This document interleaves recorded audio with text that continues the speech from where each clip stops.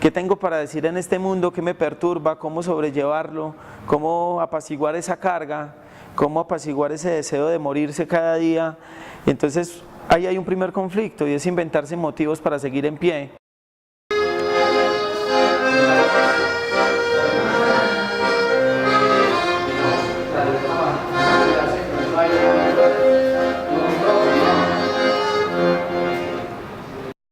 Serán las 5 de la mañana y después de haberse dado 100 besos, de haber usado sus lenguas hasta lamerse el culo, y él con la verga hinchida, iracunda, le propondrá llevarla a su casa con la intención de pasar el amanecer follando.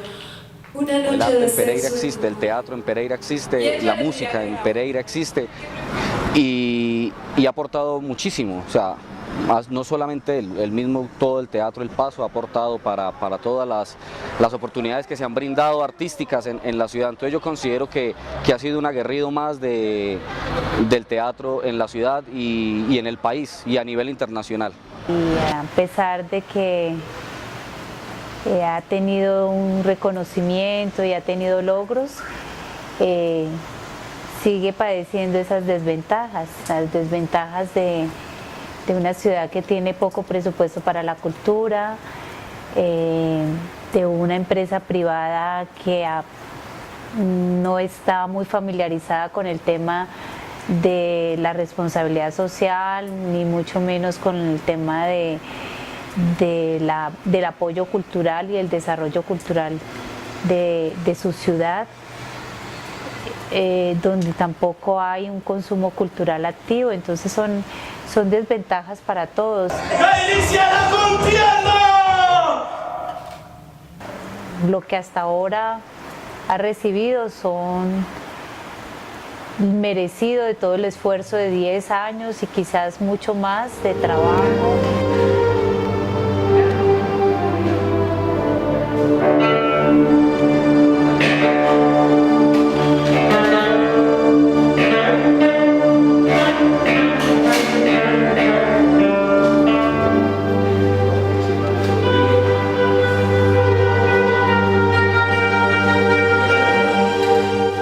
Yo lo conocí, él tenía un sobrenombre, y el sobrenombre de él era, o es todavía, el Gomoso. Y el Gomoso aludía a alguien muy entusiasmado y muy dispuesto a hacer lo que le gustaba, como muy encarretado, digamos, como un poquito intenso con sus propios proyectos y con sus propias cosas.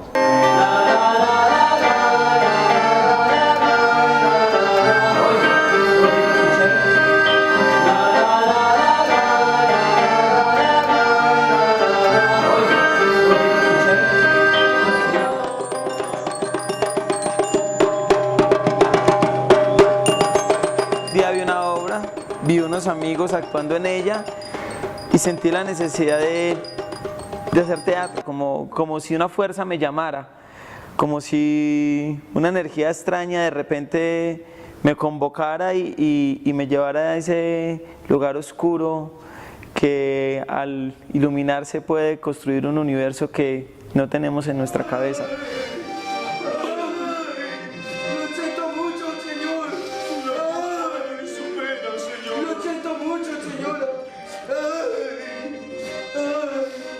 El teatro es, a mi modo de ver, sinónimo de crisis, sinónimo de conflicto. La esencia misma de una historia es el conflicto, ¿no?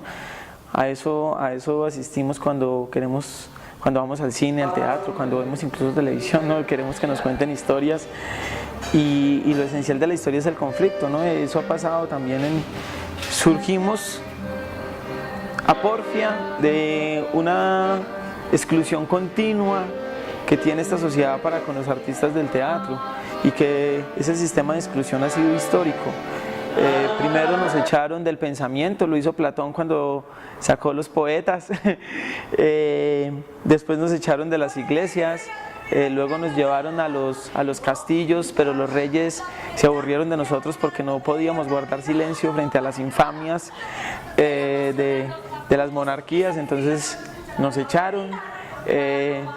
Y después la contemporaneidad también nos desvinculó de la moral y luego nos desvincularon de la iglesia y después la literatura también, los literatos también nos echaron y definitivamente este ha sido un oficio que siempre ha estado ligado con las putas, los parias, los homosexuales y con todos los contradiscursos humanos que existen.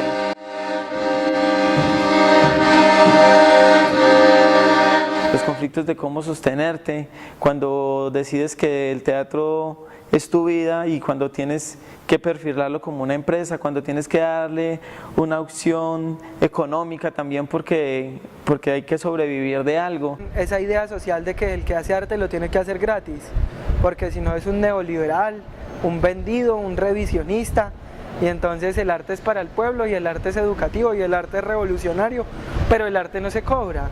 Y pues si vos haces esto todo el tiempo, tenés que vivir de esto. Y a propósito, tú has visto la alcaldía diciendo últimamente... ¡Ay, no, querida! Pero hablemos de cosas más importantes. ¿Sabes qué político que se respete tiene cauchera para enviar lejos los sueños de los pobres? Hablar de vender boletas o pegar afiches, cuando realmente lo que debes estar es escribiendo o ensayando con los actores. Del instituto se ha venido dando como una reorganización y han salido los programas de concertación y de estímulos, pero no ha habido una claridad frente a las políticas culturales que hay en la ciudad. También se convierte como en un conflicto transversal, porque de repente si no tienes dinero pues tampoco puedes crear o hacer teatro. Es un poco complejo esa relación de que hacemos teatro sin presupuestos, porque necesitamos luces, porque necesitamos un registro de una obra, porque necesitamos pagarle a los actores, porque todo esto tiene que ser pago, ¿no? Y uno sueña que algún día esto se convierta en una industria del mismo modo que lo es el cine y que una persona que va a la universidad a ser actor, o a ser director, o a ser dramaturgo, realmente pueda salir a hacer su oficio como lo hace un escritor, o como lo hace un arquitecto, o un ingeniero, o un profesor, porque de repente los artistas terminan convirtiéndose en pedagogos, porque terminan convirtiéndose en conferencistas, porque terminan convirtiéndose hasta en taxistas, qué sé yo, en cosas que si bien son necesarias para esta sociedad, quizás no sean lo suficientemente. Una vez conformado el grupo, pues empezamos a trabajar, de eso ya este mes estamos completando 10 años de trabajo continuo. Obviamente la gente que inició el proceso, pues casi todos se fueron, pero todos han hecho parte de esa idea, de esa estética, de ese proyecto que hoy muestra unas obras con unos objetivos claros, con unas miradas artísticas, plásticas, musicales, actorales, escriturales muy claras. Hay otra arquetípica, antropológica y eterna que es la pelea con los papás. Pero ¿cómo va a ser teatro? Y entonces la carrera que ya empezó en la universidad, la idea social de que te mueres de hambre si haces arte. En mi caso, por ejemplo, cuando yo entré a estudiar tanto teatro como en la universidad, pues mi familia me echó de mi casa. Una familia de estrato medio bajo en Colombia, donde muchos todavía no ven la educación como una posible salida.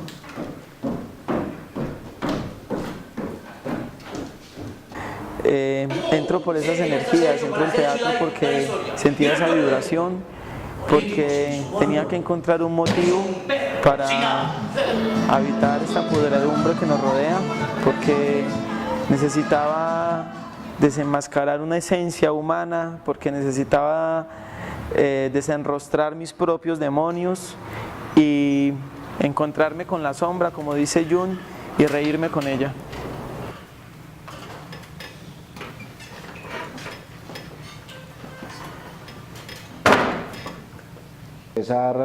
César el Gomoso es un ejemplo para muchos jóvenes y por muchas personas, digamos, no solamente como en el ámbito de la producción artística y cultural, sino en el ámbito como de los emprendimientos sociales, de los emprendimientos culturales, ¿cierto?